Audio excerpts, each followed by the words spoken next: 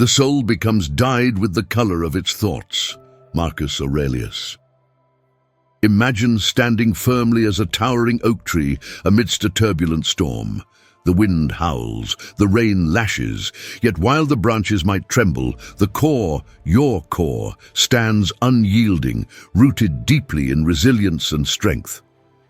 This image captures the essence of what we will explore today, the profound power of positive thinking, guided by the wisdom of Marcus Aurelius, a revered Stoic philosopher and Roman emperor.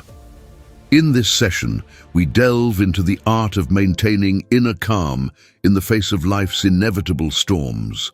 Through the teachings of Stoicism, particularly focusing on what we can control, our thoughts, and releasing what we cannot, we uncover strategies to transform challenges into opportunities for growth and fortitude. Marcus Aurelius didn't just preach these ideals, he embodied them, demonstrating how to rise above the chaos of external circumstances and internal turmoil. Join me as we explore how to harness these timeless principles to not only endure, but thrive amidst adversity.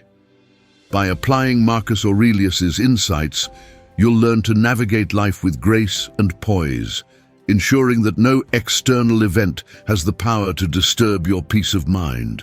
Let's begin our journey towards becoming masters of our fate, embodying strength and serenity, regardless of the storms we may face.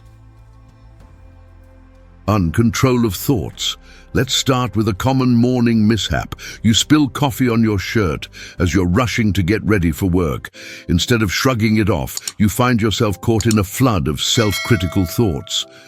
This is going to ruin my presentation. I'm such a klutz. Today is going to be a disaster. This incident, trivial as it may seem, can set the tone for your entire day if you let these thoughts take hold. Marcus Aurelius once said, "Our life is what our thoughts make it." This quote underscores the significant impact our thoughts have on our lives. Like seeds in a garden, the thoughts we nurture can grow into emotional states that shape our reality. Negative thoughts, in particular, are like weeds that can overrun our internal landscape, leading to a cascade of negative emotions such as anxiety, anger, and frustration. When we find ourselves reacting to situations with increasing negativity, it's often a sign we're caught in a negative thought spiral. These spirals are commonly triggered by perfectionism, self-doubt, or dwelling on past mistakes. The challenge is not merely in recognizing these patterns, but in actively interrupting them. One effective tool for breaking this cycle is mindfulness meditation.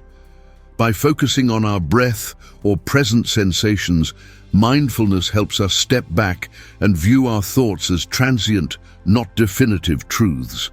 In a calm meditation session, surrounded by the gentle sounds of nature, we can learn to observe our thoughts without getting swept away by them. Through mindfulness, we gain the ability to see our thoughts for what they are, simply thoughts. This perspective is crucial for maintaining emotional balance and ensuring that our thoughts contribute positively to our lives, aligning with the wisdom of Marcus Aurelius. By understanding and applying this principle, we truly can shape our lives through the power of our thoughts. 2. Transforming thoughts. Imagine seeing the world through a pair of glasses where some lenses are tinted grey, casting everything in a somber light, while others are vibrant, painting the world in rich, lively colours. This visualization illustrates the concept of cognitive reframing, an approach where we actively change how we interpret and respond to events around us.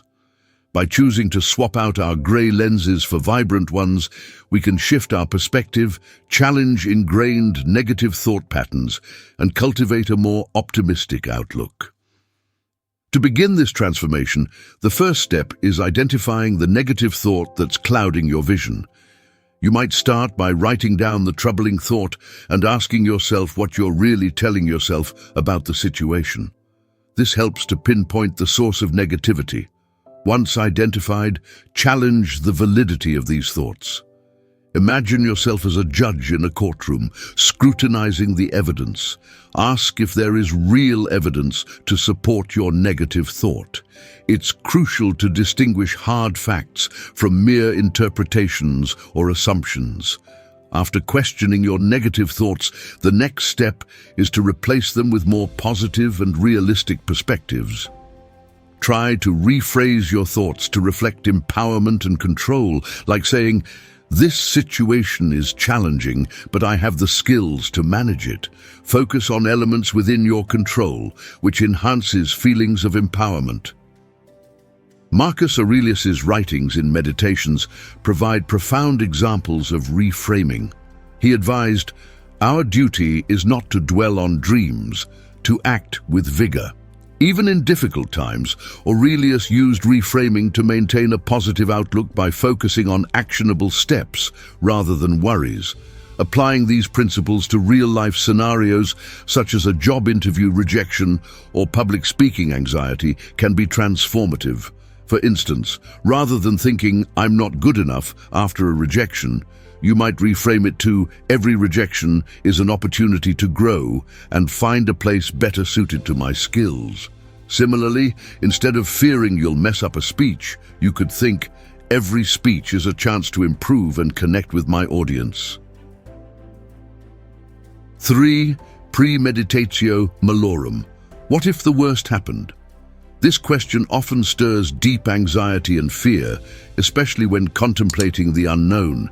The anticipation of unforeseen negative events can be daunting, but there's a profound ancient technique designed to help manage these fears. The Stoic practice of Premeditatio Malorum, or the premeditation of potential misfortunes. This method isn't about dwelling on potential disasters.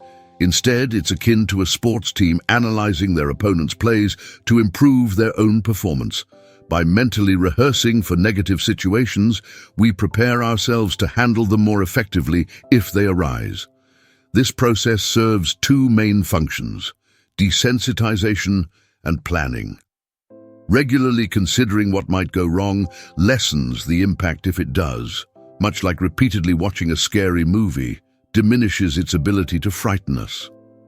Planning for these potential negatives allows us to formulate specific responses, shifting our focus from things we can't control to actions we can take.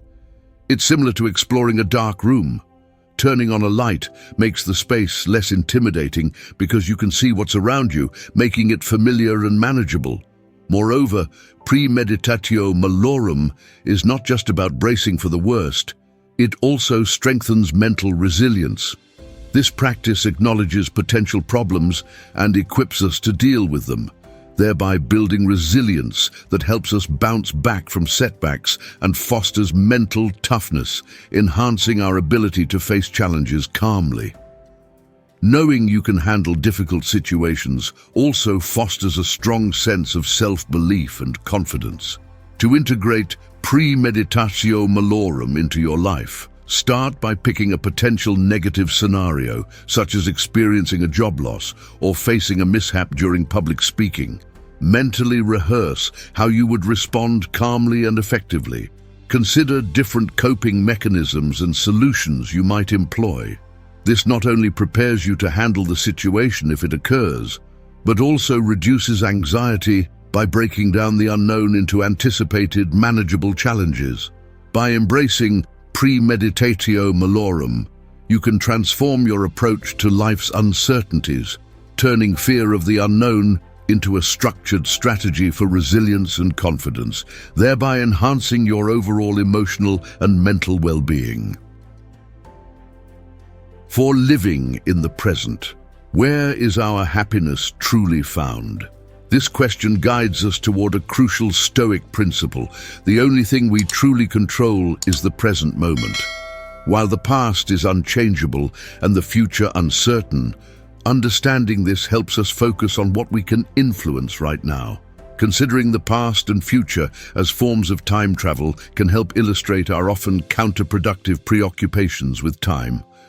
Dwelling on the past is like visiting a museum where everything is interesting but unchangeable, and fearing the future resembles packing for a trip to an unknown destination, stressful and unnecessary.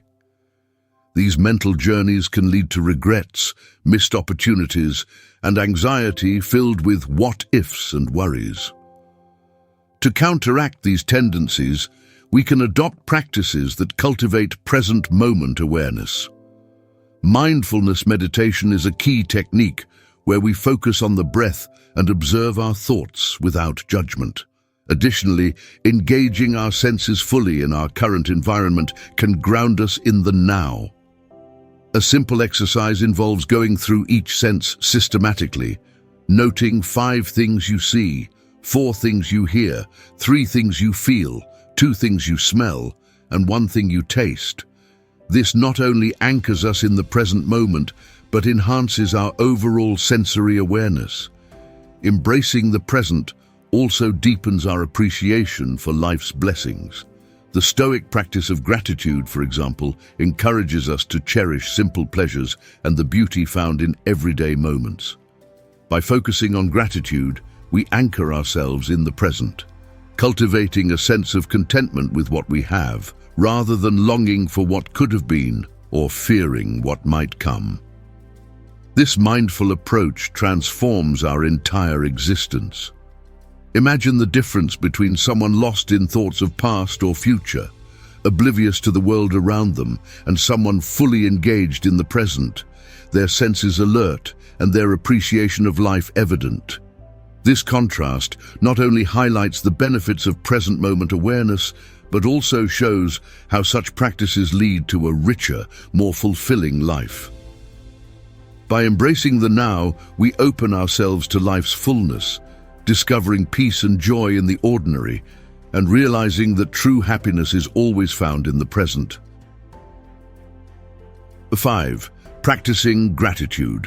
Marcus Aurelius once advised to begin each day by cultivating the habit of being grateful for every good thing that comes your way, and to continuously give thanks.